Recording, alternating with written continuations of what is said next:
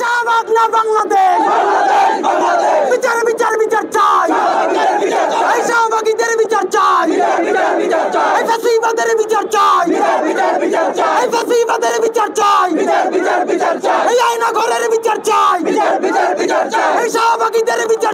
যারা এই শাহবাগে দাঁড়িয়ে বিচার না চেয়ে ফাঁসি চেয়েছে, যারা শত শত আলেমকে দাড়ি টুপি মানে জঙ্গি বলা লেজিটিমেট করেছে, যারা দিনের পর দিন আয়নাঘরকে লেজিটিমেসি দিয়েছে, যারা দিনের পর দিন মানুষকে গুম খুন হত্যা করার যারা লেজিটিমেসি দিয়েছে, তাদেরকে মাঠে নামিয়ে কারা খেলতে চায়, আমরা বিচার চাই এবং এই প্রশ্নের আমরা উত্তর চাই যে তাদেরকে কারা মাঠে নামিয়ে বাংলাদেশের পরিস্থিতি আরো স্থিতিশীল করার চেষ্টা করছে।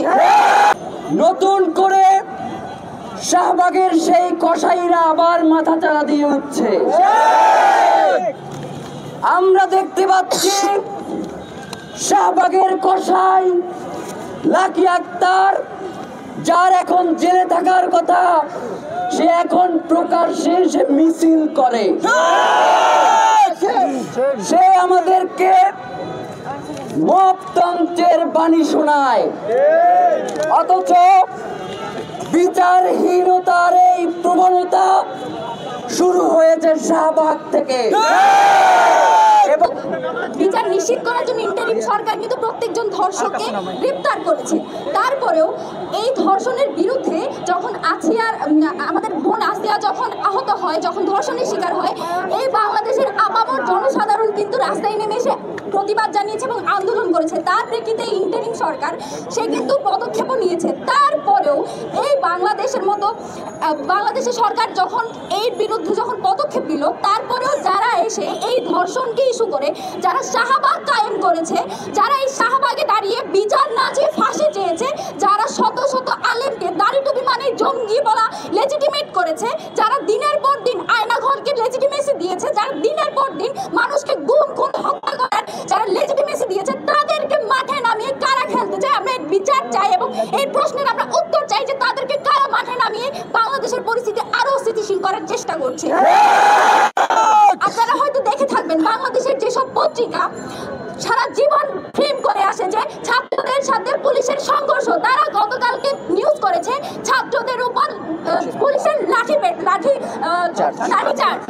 আপনারা সারা জীবন দেখে আসবেন যখনই কোনো একটা যৌক্তিক দাবি নিয়ে ছাত্ররা নামে, সেখানে ফ্রেমিং করা হয় মুখোমুখি সংঘর্ষে পুলিশ এবং ছাত্র জনতা। সেখানে কালকে এই ধরনের ফ্রেমিং কারা করায় এবং কেন করায় তা আমরা জানি।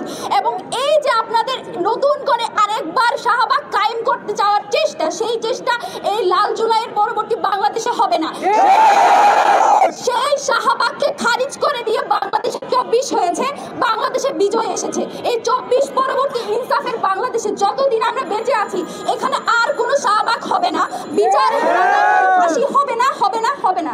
বাংলাদেশকে একটি ফ্যাসিস্ট, খুনি, স্বৈরাচার দীর্ঘদিন ধরে শোষণ, নিপীড়ন, নির্যাতন, গুম খুন করেছে, তার ভিত্তি করে দিয়েছে 2013 সালের শাহবাগ।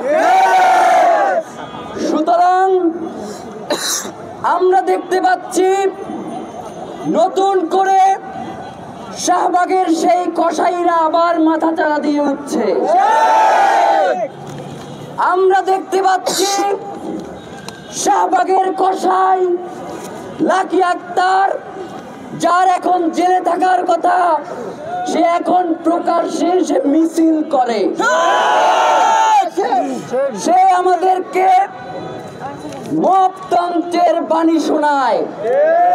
অথচ বিচারহীনতার এই প্রবণতা শুরু হয়েছে শাহবাগ থেকে।